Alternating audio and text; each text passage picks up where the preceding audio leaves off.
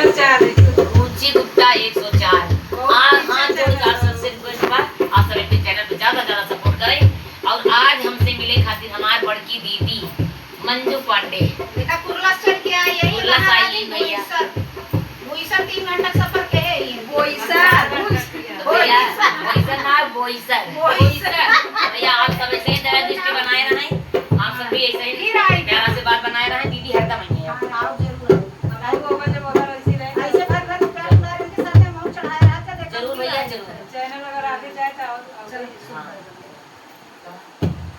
बुलाए